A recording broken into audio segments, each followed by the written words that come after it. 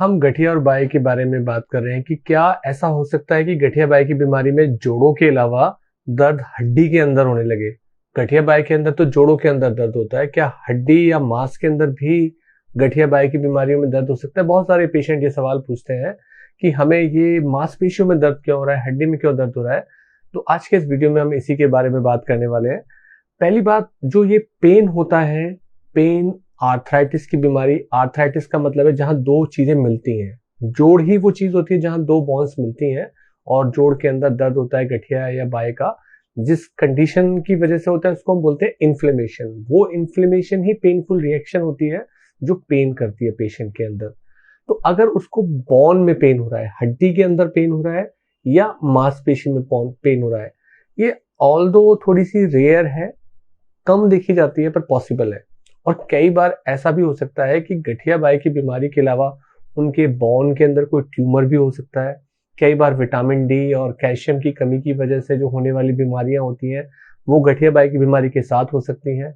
और कई बार आइसोलेटेड यानी अलग से भी वहां पर इन्फ्लेमेशन हो सकता है।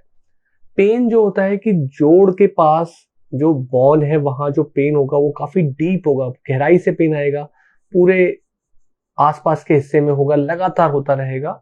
और चाहे आप अपने हाथ पांव को चलाओ ना चलाओ तभी भी वो पेन होता रहता है।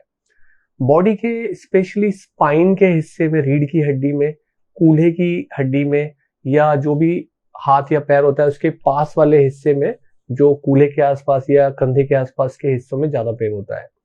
हम एग्जामिन करके देखते हैं तो ऐसा सच पता नहीं चल पाता है। जैसे उदाहरण के तौर पे बड़ी कॉमन बीमारी है जो लेडीज के अंदर, विमेन के अंदर रूमेटॉइड आर्थराइटिस, गठिया बाई की बीमारी होती है जिसे हम रूमेटॉइड आर्थराइटिस बोलते हैं। उसके अंदर बोन पेन देखा जाता है क्योंकि बीमारी कई बार इतनी स्ट्रांग होती है कि जोड़ों में इतनी सूजन होती है कि उसके आसपास की बोन तक उस सूजन का असर चला जाता है। वो इन्फ्लेमेशन केवल जॉइंट तक नहीं रहता है, थोड़ा दूर तक फैल जाता है। तो वैसे केसेस में बोन पेन दिखता है रूमेटॉइड आर्थराइटिस जैसी स्ट्रॉन्ग आर्थराइटिस की बीमारी में। ऐसी और भी बीमारियां हो सकती हैं और कई बार ये लंबे समय तक अगर बिना ट्रीटमेंट के रहती हैं तो बोन के अंदर भी कमी आ जाती है।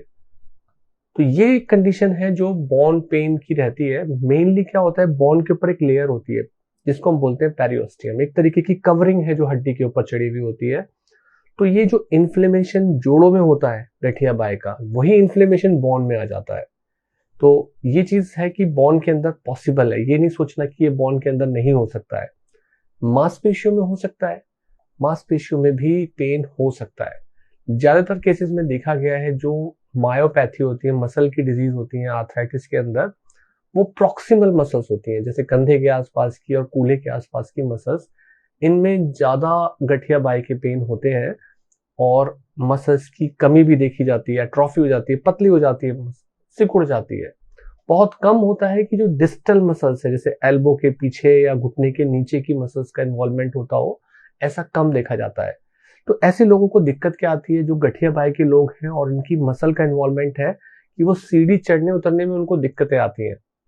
क्योंकि मांसपेशियां जो है प्रॉक्सिमल लिम्ब की, जो पास वाला हिस्सा है जोड़ के, वो चाहे वो कंधे के पास हो या कूल्हे के पास हो, तो ये लोग उठ के सीढ़ी नहीं चढ़ पाते हैं सही तरीके से।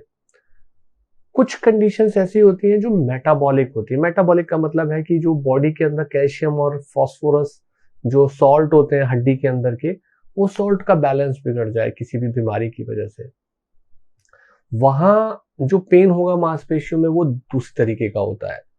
नॉर्मल जो गठिया बाई की बीमारियों में पेन होता है वो लगातार बना रहता है, चाहे आप काम कर रहे हो या ना कर रहे हो तभी भी मांसपेशियों में दर्द होता रहता है। पर जो मायोपैथी होती है, जहाँ कैल्शियम और विटामिन डी की कमी की वजह से होने वाला या दूसरे सॉल्ट की कमी की वजह से होने वाला जो पेन होता है, वो जब आप लगातार उस जोड़ को बार बार, अपने उस अंग को, अपने शरीर को बार बार यूज कर रहे होते हो, तो थकावट के बाद पेन ज्यादा होता है। तो ये जो मसल पेन होते हैं कई बार तो अपने आप ही हो जाते हैं, कई बार जोर से किसी ने दबा दिया तो पेन हो गया, क्योंकि मांसपेशियों के अंदर भी इन्फ्लेमेशन पॉसिबल है। जो जोड़ के अंदर इन्फ्लेमेशन की बीमारी होती है वो मांसपेशियों के अंदर भी पॉसिबल होती है। खास तौर से ऐसी बीमारी जो पूरे शरीर के अंगों को इन्वॉल्व करती है गठिया बाई के अंदर, वहां मांसपेशियों का पेन बहुत कॉमन देखा जाता है।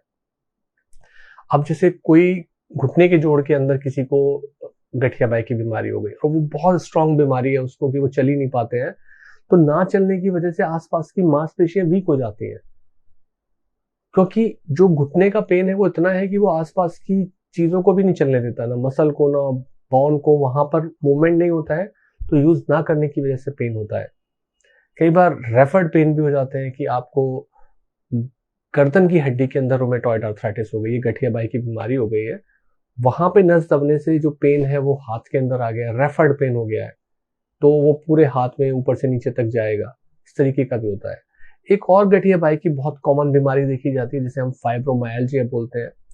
फाइब्रोमाइल्जिया में इन जनरली मसल की वीकनेस देखी जाती है, पेन बड़ा जनरलाइज टाइप का होता है, उसमें कोई डैमेज नहीं होती है मसल के अंदर, बट अलग अलग पॉइंट होते हैं, कंधे के आसपास के हिस्से में, हिप के आसपास के, आगे की तरफ गर्दन में, पीछे की तरफ गर्दन में, हिप के पीछे की तरफ मल्टीपल पिन पॉइंट्स पेन होते हैं। जरा सा अगर आपने कपड़ा भी उनसे कुछ मतलब शर्ट भी उतार रहे हैं तभी भी उतारते उतारते अपना कपड़े चेंज करते करते भी उनको एबनॉर्मल पेन के सेंसेशन होते हैं। फाइब्रोमाइल्जिया में ऐसा देखा जाता है।